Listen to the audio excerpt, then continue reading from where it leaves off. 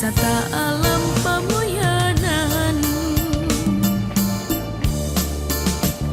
ke desa hayu sasarengan, di desa hayu sauyunan, ke desa urang gotong royong ngawangun ke desa urang.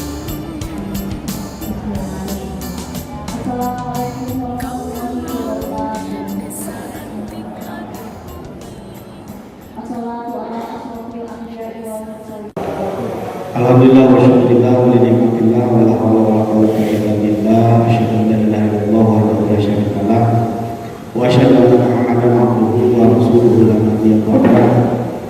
Nah, panginten dina dinten ieu subuh permintaan lurah dan kami juga beserta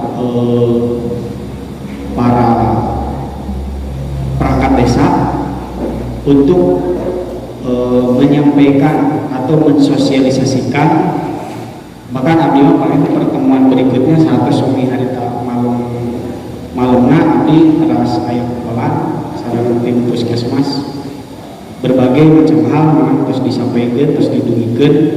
Tayeu memang kadang-kadang di masyarakat mah belum sampai karena di masyarakat mah masih kuat lamun anu positif teh kudu diisolasi nya atau anu positif teh kudu dirawat. Sementara abdi Pak Dina Wengi tadi ngadikeun memang ada protokol baru yang dikeluarkan oleh Dinas Kesehatan mungkin pemerintah terkait dengan penanganan dan penyebaran virus COVID-19. Nah, mudah-mudahan dina dinten ieu kita satukan suara samakan persepsi terkait sareng kasus anu terjadi khususnya di Kecamatan Tanjung Siang dan Ranggung khususnya pangitan di Desa Pamulung, supaya masyarakat anu bersentuhan sareng urang berkontak sareng urang paling tidak urang diberi penjelasan tentang bagaimana sih sebenarnya tentang perkembangan menangani wabah COVID-19. Warahmatullahi wabarakatuh. Puji syukur mari kita panjatkan kehadirat Allah Subhanahu wa taala atas perkenannya kita bisa berkumpul dalam acara yang digagas oleh Pak Kades Kaulu. Terima kasih atas prakarsanya bisa menyelenggarakan kegiatan luar biasa seperti ini.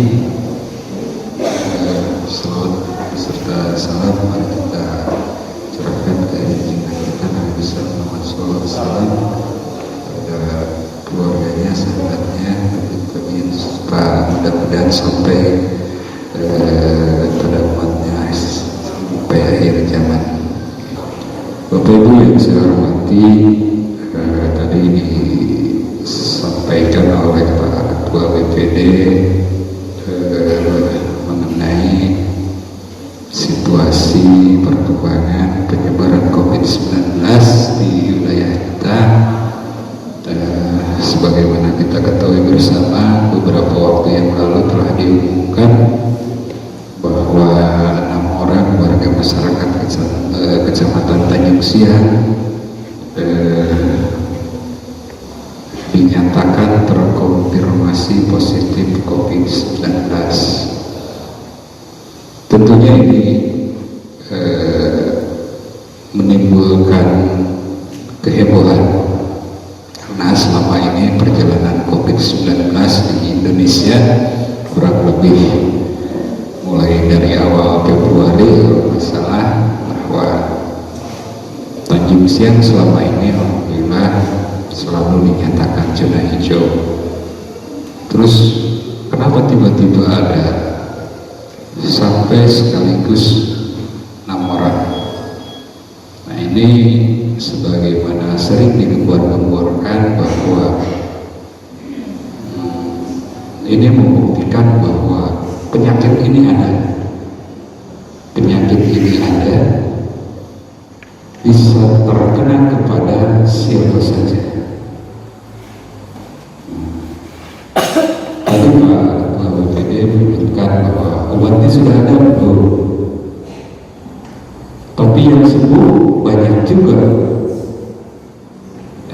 sebenarnya walaupun penyakit ini belum ada obatnya, belum ada vaksinnya, secara alami bahwa tubuh kita bisa melawan virus ini sehingga sembuh.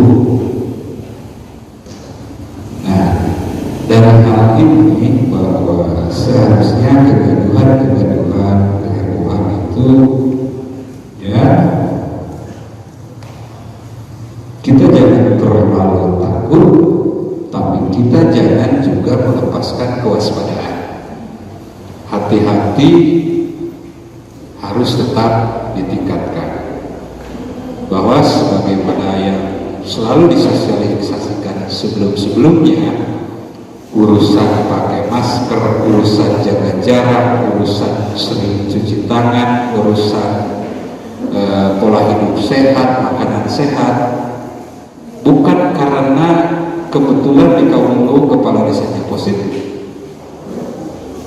Ada atau tidak ada kasus positif di suatu wilayah, hal-hal yang tadi perilaku hidup sehat tetap harus kita lakukan. Jadi karena memang di Kaumulu kebetulan Pak Anies, saya sebut mantan positif, nanti secara teknis akan dijelaskan oleh Pak Dokter. Mantan positif, mantan sekadar luar biasa. Nah, bukan karena masalah ada yang positif atau tidak ada positif, tapi karena memang penyakit ini ada, hanya tidak terlihat.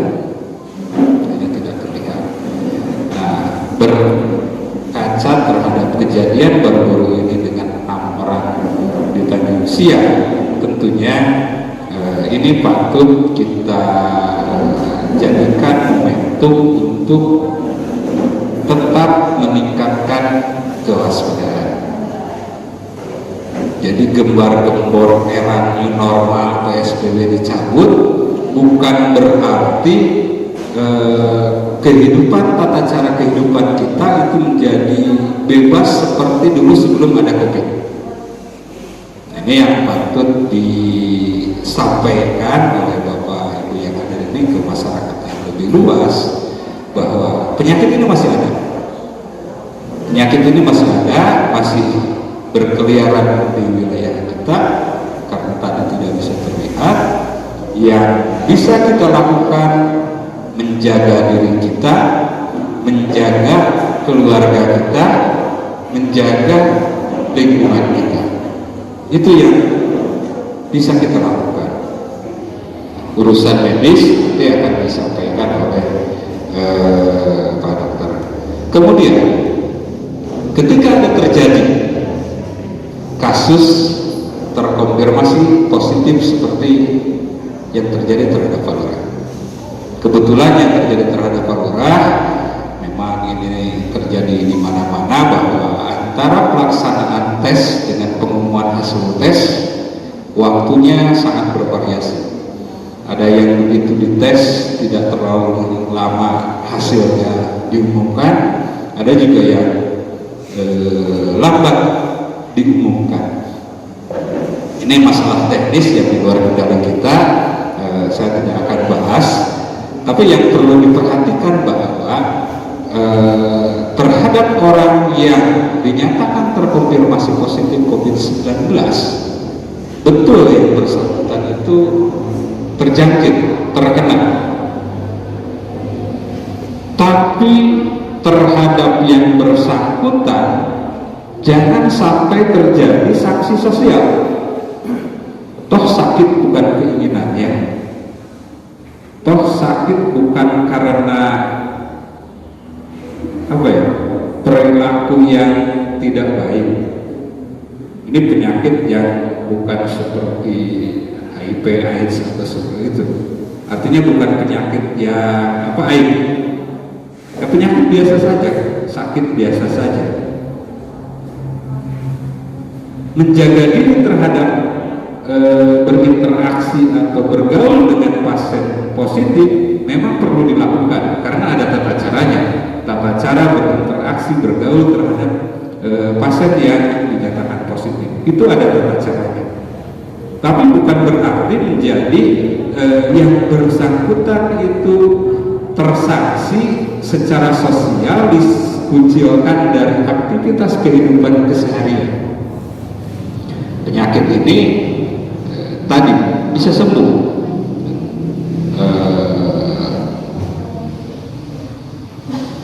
Kemudian yang khusus untuk yang kejadian yang di Tanjung Siang kemarin yang 6 orang, bahwa sehubungan adanya protokol baru mengenai penanganan COVID, bahwa pelaksanaan tes swab itu dilakukan terhadap seseorang dan apabila terkonfirmasi positif itu dilakukan isolasi. Terhitungnya sejak kapan? Sejak pelaksanaan tes 10 hari. Melewati 10 hari, apabila tidak menunjukkan gejala klinis menunjukkan sakit, maka melewati 10 hari tidak perlu dilakukan tes lagi. Itu normal. Karena protokol ini baru, pada saat pelaksanaan swab yang dilaksanakan oleh Pak Lurah dan rekan-rekan waktu itu sekitar 46 orang, memang tidak dilakukan isolasi. Kemudian ternyata pengumumannya sudah melewati masa 10 hari tadi, bahkan berapa 20 harian ya? 14 harian, 19 hari diumumkannya. Apakah harus isolasi lagi? Bapak Ibu sebetulnya bisa menilai, bisa melihat dari pelaksanaan swab dulu tanggal 26 kalau nggak salah, 26 Juni sampai kemarin diumumkan, Pak Lurah terlihat sakit nggak? Atau mungkin bagi kasus lain di desa lain yang rekan-rekan yang 6 orang tadi, apakah terlihat sakit atau tidak? Karena ini kan terlanjur diumumkannya sudah lewat masa untuk isolasinya. Terlihat sakit nggak? Kalau tidak terlihat sakit, apalagi nanti ada pemeriksaan dari petugas medis dinyatakan tidak terindikasi sakit, maka yang bersangkutan itu dapat beraktivitas seperti biasa. Seperti biasa di sini dalam artian seperti biasa dalam protokol COVID. Jaga jarak, pakai masker, sering cuci tangan. Jadi bukan beraktivitas biasa seperti zaman dulu, tidak pakai fisik, bergelombol dan lain sebagainya. Beraktivitas seperti biasa dalam standar protokol COVID.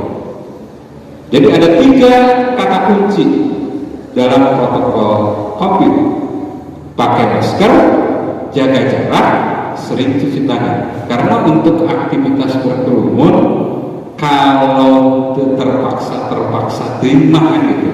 Sekarang aktivitas sudah mulai diperbolehkan, termasuk hajatan dan sebagainya, dengan tetap berpedoman pada protokol kesehatan yang berlaku. Nah, tentunya ini menjadi perhatian bersama, jangan sampai pasca diumumkannya hasil swab yang gelombang Pak Lurah itu dilakukan tes swab terhadap kontak erat, artinya yang beraktivitas selama dari tanggal 26 sampai tanggal 15 Juli dengan Pak Lurah, termasuk juga unsur kecamatan, itu dilakukan swab. Ya, mudah-mudahan tidak bertambah lagi. Nah, kalaupun dalam kondisi terburuk ada hal-hal yang tidak diinginkan, perlakuannya sama. Perlakukan sebagai layaknya manusia, bertetangga, bersosial, tidak dikucilkan, tidak bahkan menjadi bahan guyonan. Saya mengalami ketika main ke kabupaten, ke Pemda, di Tanjung Siang, keluar Itu kan sanksi sosial. Mungkin Bapak Ibu mengalami lah kalau beraktivitas di luar wilayah Palu, kaum lugu, itu kan sanksi sosial. Nah ini jangan sampai terjadi terhadap saudara kita yang ternyata terkonfirmasi positif. COVID-19 bisa sembuh walaupun belum ada obatnya. Saya kira itu sedikit pengantar dari saya, mungkin nanti secara teknis, secara medis akan disampaikan oleh tim dari Puskesmas Indonesia. Demikian yang dapat saya sampaikan. Mohon maaf kalau ada hal yang kurang berkenan. Assalamualaikum warahmatullahi wabarakatuh.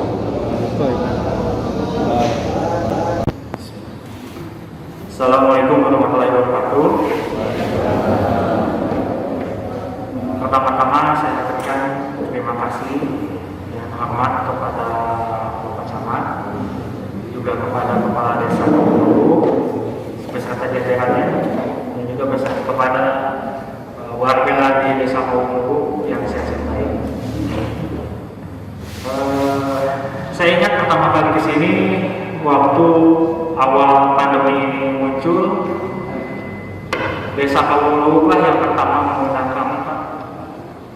Jadi saya memberikan apresiasi setinggi-tingginya untuk kepala desa dan juga warga Kaumulu. Berarti atensinya luar biasa, yang datang juga luar biasa. Tepuk tangan dulu buat Desa Kaumulu. Gak usah tegang-tegang, santai aja. Ya, jadi saya akan menjelaskan tentang protap terbaru dari penanganan COVID-19 di Indonesia yang dikeluarkan oleh Kementerian Kesehatan. Protap ini keluar tepat 1 hari setelah tepat 1 hari sebelum pengumuman swab di Tanjung Siang. Jadi di masa transisi itu jujur belum ada juga sosialisasi kepada kami pihak kesehatan. Tapi setelah itu kami pelajari. Jadi perbedaan yang mencolok dari protap sebelumnya dengan yang sekarang adalah masalah karantina mandiri.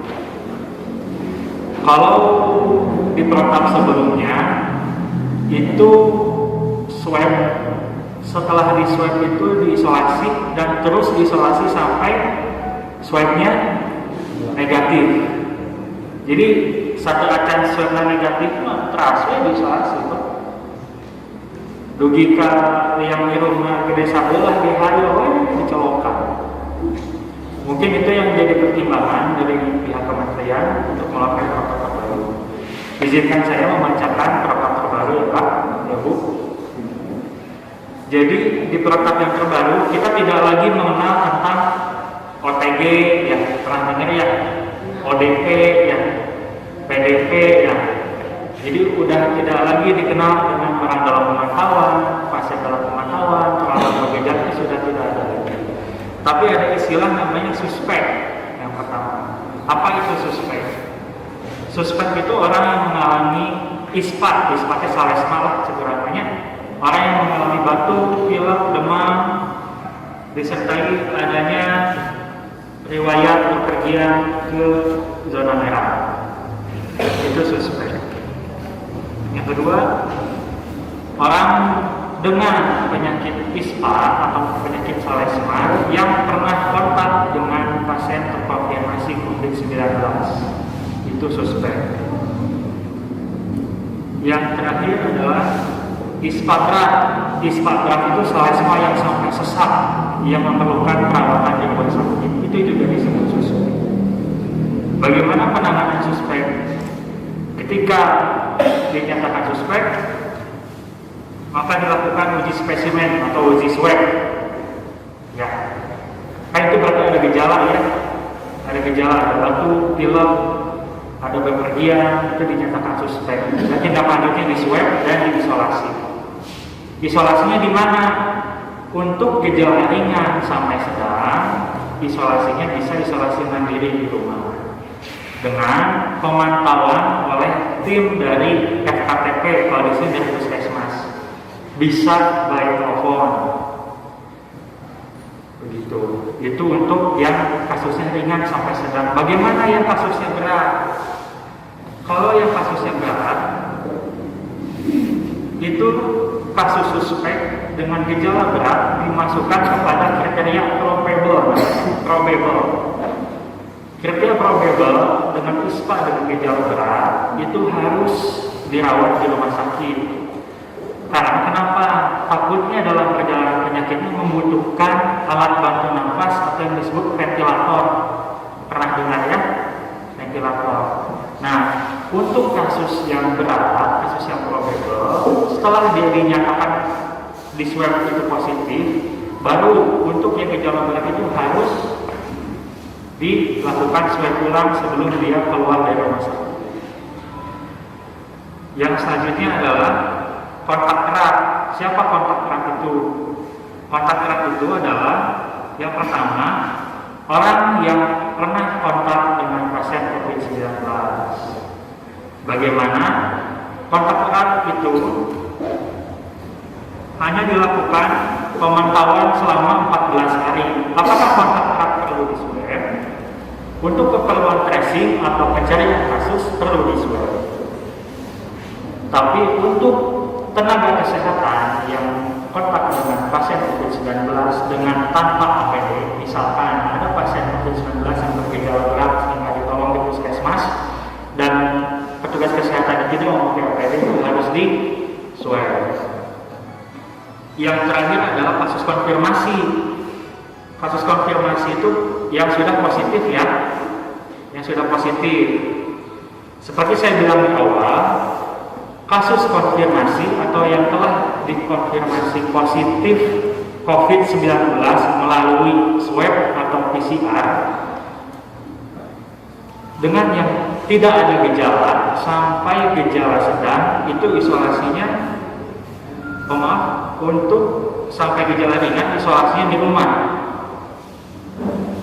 Jadi kalau gejala sedang sampai berat baru di rumah sakit. Kalau tanpa gejala, terus gejalanya hanya batuk pilek, tidak ada sesak, itu bisa di rumah dengan dipantau oleh RKTP atau puskesmas. Dan yang gejala tanpa gejala sampai gejala sedang itu tidak di swab lagi. Sampai kapan? Kalau misalkan 10 sampai 14 hari tidak ada gejala, maka dinyatakan selesai isolasi atau discharge namanya. Jadi seperti kasus titanium siang ini, alhamdulillahnya biiznillah itu tidak ada yang bergejala, Pak. Tidak ada yang bergejala sehingga dinyatakan telah selesai isolasi. Begitu. Jadi tidak usah khawatir pada masyarakat.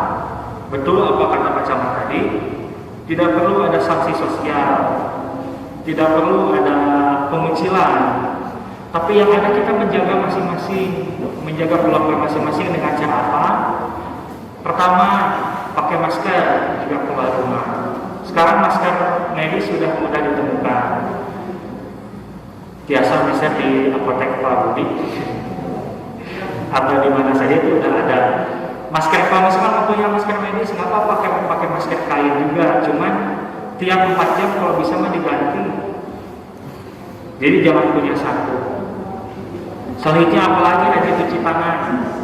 Sekarang hand sanitizer udah banyak di di Indo, di semua retail udah banyak ada ya. Lebih bagus lagi cuci tangan pakai sabun. Dan yang terakhir, yang paling penting itu jaga daya tahan tubuh. Mengingat COVID-19 ini itu dari virus. Mungkin ibu-ibu kadar itu udah paling hafal imunisasi. Ibu-ibu kadar sekolah mana? Itu? Wih, hebat ya. Ibu-ibu kadar itu udah paling hafal tentang imunisasi. Penyakit-penyakit yang bisa dilawan oleh imunisasi itu udah nggak ada semua kan? Seperti polio, seperti campak udah jarang. Kenapa? Karena ada vaksinnya. Nah, obat atau cara menghilangkan virus yang paling jelas adalah untuk vaksin. Mudah-mudahan segera ditemukan vaksinnya. selama tidak ada vaksin atau selama belum ada vaksin, diharapkan tetap jaga jarak, cuci tangan, pakai masker, dan jaga daya tahan tubuh dengan apa? Makan makanan yang bergizi. Virus COVID-19 ini itu menyerang daya tahan tubuh. Apabila orang-orang dengan daya tahan tubuh yang lemah, seperti ibu hamil, anak balita dan bayi, orang lansia di seluruh dunia, yang harus dijaga itu tadi pencegahannya agar lebih diwaspadai. Jadi ditekankan lagi di protap yang baru ini, selesai isolasi tidak menunggu pemeriksaan swab ulang, tapi dipantau selama 10 hari. Apabila tidak ada gejala sesuai dengan pemeriksaan dari tim medis, maka dinyatakan selesai isolasi. Jadi dari tim gugus tugas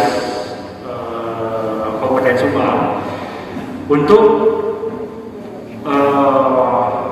orang-orang yang kemarin dites positif di Tanjung Siang itu sudah melewati masa isolasi 10 hari lebih, dan dengan itu dinyatakan selesai isolasi atau sembuh.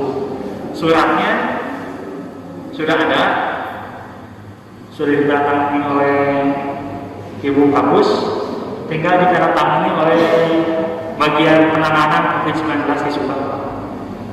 Lagi proses.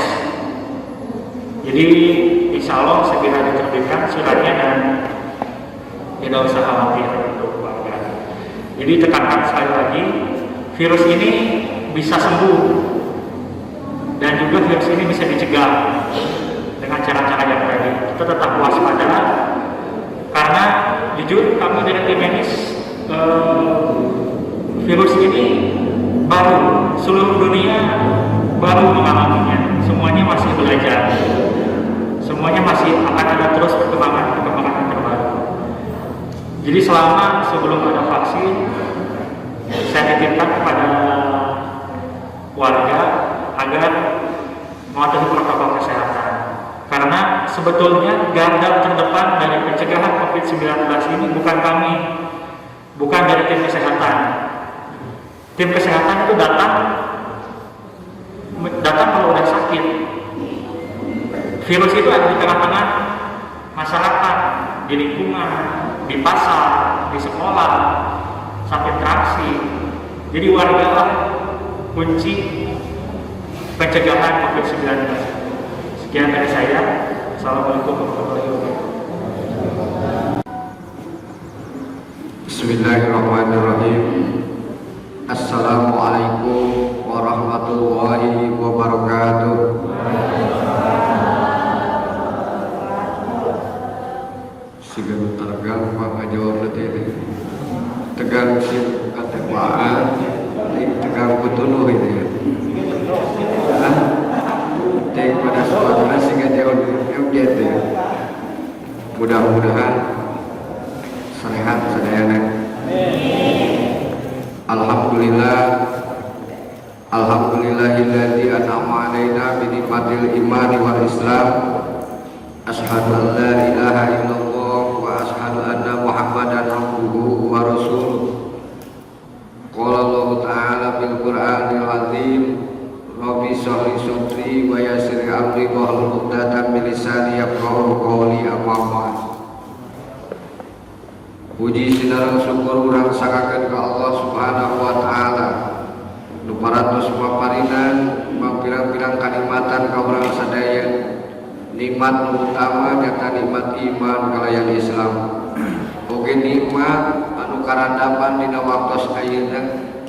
Sarena urang sadaya masih kena dipaparinan yuswa ku Allah Subhanahu wa taala dina kaayaan sehat wal afiat.